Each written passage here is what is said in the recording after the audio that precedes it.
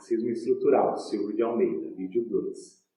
No primeiro vídeo, a gente viu que esse é um livro sobre teoria social e que não se compreende o racismo sem o conhecimento da teoria social e nem a teoria social sem entender o conceito de racismo.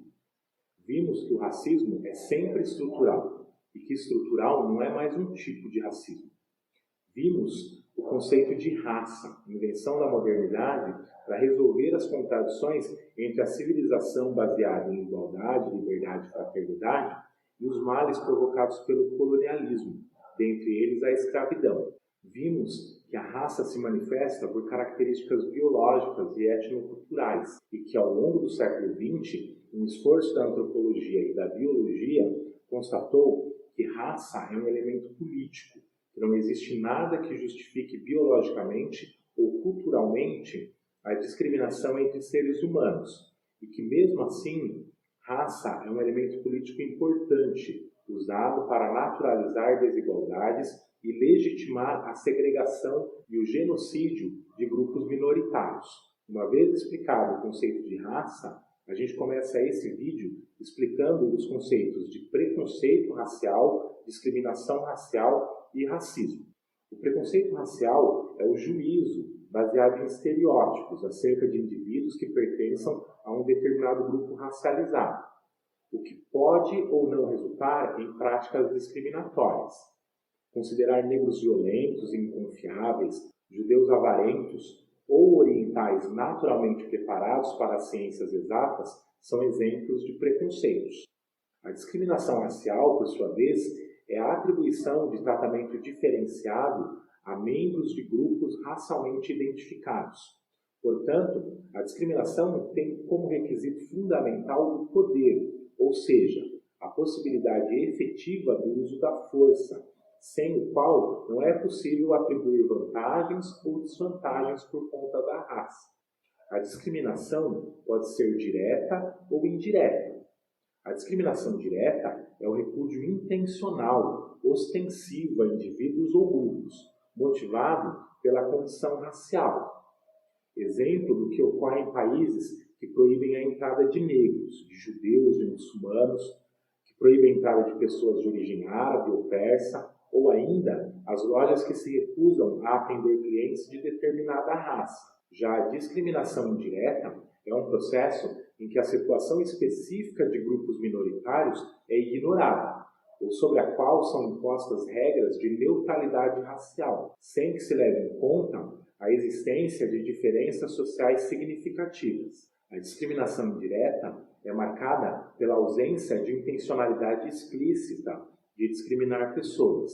A consequência de práticas de discriminação direta ou indireta ao longo do tempo leva à estratificação social, um fenômeno que passa de geração em geração e afeta a história de todo um grupo de pessoas, incluindo nisso as chances de ascensão social, de reconhecimento e de sustento material. Aqui é importante dizer que é possível falar em discriminação positiva, definida como a possibilidade de atribuir um tratamento diferenciado a grupos historicamente discriminados. Isso com o objetivo de corrigir desvantagens causadas pela discriminação negativa ao longo do tempo. Políticas de afirmação, entre elas as cotas na universidade e no serviço público, são exemplos de discriminação positiva. Já o racismo se diferencia por ser uma forma de discriminação sistemática, que tem a raça como fundamento e que se manifesta por meio de práticas conscientes ou inconscientes que culminam em desvantagens ou privilégios para indivíduos, a depender do grupo racial ao qual pertencem. O racismo se materializa como discriminação racial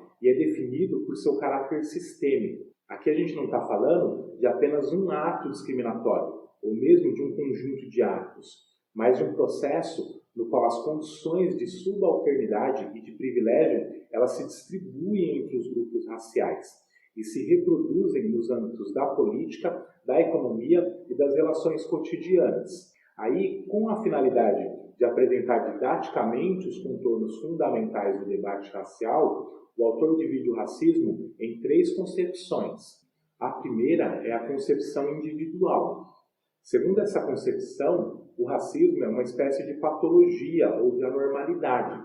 Seria um fenômeno ético ou psicológico, de caráter individual ou coletivo, atribuído a grupos isolados.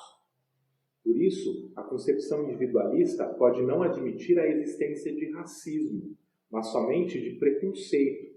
Trata-se de uma concepção frágil e limitada, que tem sido a base de análises sobre o racismo absolutamente carentes de história e de reflexão sobre seus efeitos concretos. Segundo a concepção individual, não existem sociedades ou instituições racistas, mas indivíduos racistas, que agem isoladamente ou em grupo.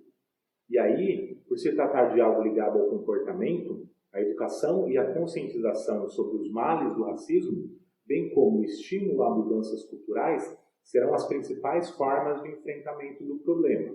A segunda concepção é a institucional. Aqui a gente precisa entender o que é uma instituição. Tá? A estabilidade dos sistemas sociais depende da capacidade das instituições de absorver os conflitos e os antagonismos que são inerentes à vida social. Entenda-se aqui absorver como normalizar, no sentido de estabelecer normas e padrões que vão orientar a ação dos indivíduos. As instituições, então, são os modos de orientação da vida social. Exemplo, a família, a igreja, a justiça, o Estado são instituições. As instituições, elas regram a vida social, dando estabilidade aos sistemas sociais. As sociedades, elas não são homogêneas. Elas são marcadas por conflitos, por antagonismos, por contradições, que são absorvidos e mantidos sob controle por meios institucionais. Da mesma forma, as instituições, como parte da sociedade, também são marcadas internamente por interesses diversos, conflitos internos entre os indivíduos ou grupos, que pretendem assumir o controle da instituição. Quem assume o controle das instituições, assume o controle da sociedade, porque a sociedade é regrada pelas instituições. Se a desigualdade racial é uma característica da sociedade, isso não ocorre apenas por causa da ação isolada de indivíduos ou grupos racistas, mas porque no controle das instituições estão determinados grupos raciais que utilizam meios institucionais para impor os seus interesses políticos e econômicos e para manter a sua hegemonia. Na concepção institucional de racismo, o poder é o elemento central da relação racial. Racismo é dominação. No caso do racismo institucional, o domínio se dá pelo estabelecimento de parâmetros discriminatórios baseados na raça. Isso faz com que a cultura, os padrões estéticos e as práticas de poder de determinado grupo tornem-se o horizonte civilizatório do conjunto da sociedade. Assim, o domínio de homens brancos em instituições públicas, no caso legislativo, judiciário, Ministério Público, as reitorias das universidades e das instituições privadas, por exemplo, as diretorias de empresas, depende, em primeiro lugar, da existência de regras e padrões que, direta ou indiretamente, dificultem a ascensão de negros ou mulheres. E, em segundo lugar, da inexistência de espaços em que se discuta a desigualdade racial e de gênero. A concepção institucional, sem dúvida, é um salto qualitativo enorme em relação à limitada análise de ordem comportamental que está presente na concepção individualista. O Silvio cita o livro de escritores estadunidenses chamado Black Power, primeira obra a usar o adjetivo institucional.